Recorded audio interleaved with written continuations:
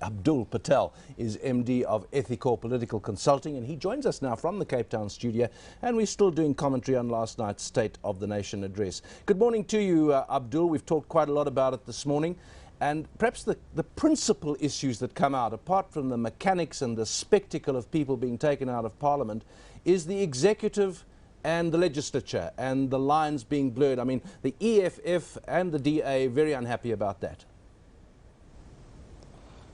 Yeah, look, clearly this was one of the more toxic environments within which a State of the Nation address had to be delivered, given the threat of disruption by the EFF, but also the fact that under the current socio-economic climate, it's a State of the Nation address where the President had his back against the wall, in respect of the allegations against him. He's had his back against the wall, and the government's had its back against the wall because of the very dire situation facing the economy around the energy situation, and the fact that whilst economic growth is positive, it's still rather flat, and we're just not creating the kind of jobs that we need to be creating, and we're not seeing the kind of upswing in the economy that's needed. And I think the hope of the nation was to get something very extraordinary out of the speech, irrespective of whether you like Jacob Zuma, the man, or whether you voted for the ANC or not.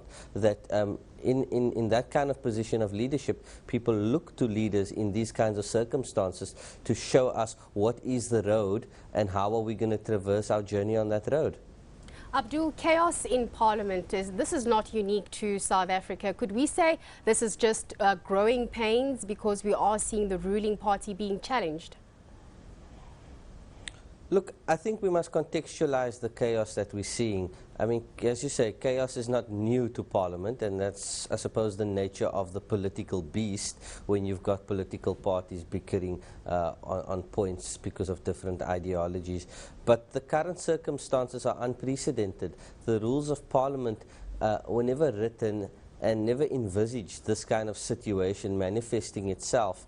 And as we've said before, many other commentators and analysts have pointed to this, is that it points to the changing nature of our political landscape and the fact that the rules and the protocols and procedures that govern decorum in the National Assembly haven't kept pace with our changing political landscape. And what now needs to happen is those rules need to be reassessed and they need to be reorientated so that what you don't have is a situation where the Speaker, whether or not he or she agrees or disagrees with a view of a political party or a question or point of order, but is able to enforce the rules so that decorum is able to prevail and that the rules can be applied in a consistent manner, irrespective of which political party is seen to be infringing those rules.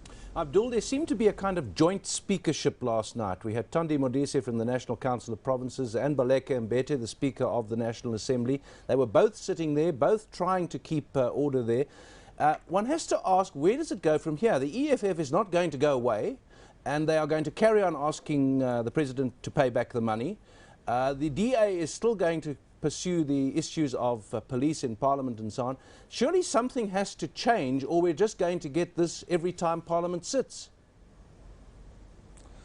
Look, I think the issue of the Speaker of the National Assembly and the Speaker of the National Council of Provinces, I mean, it's customary in the joint sittings that both of them occupy the podium. But what we saw yesterday was an inability of the Speaker of Parliament, which we've seen before when this matter has previously flared up, to actually contain the sitting of the House and to prevent it from degenerating into chaos.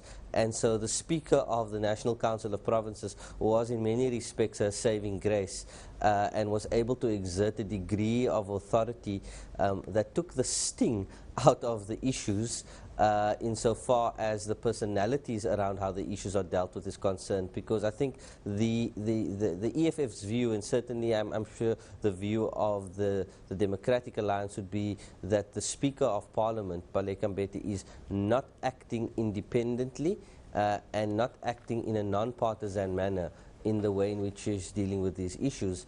And that is a fundamental problem, because it means whenever she makes a ruling, if it is seen as encroaching on her independence and non-partisan role that she should be playing, there's always going to be dissent.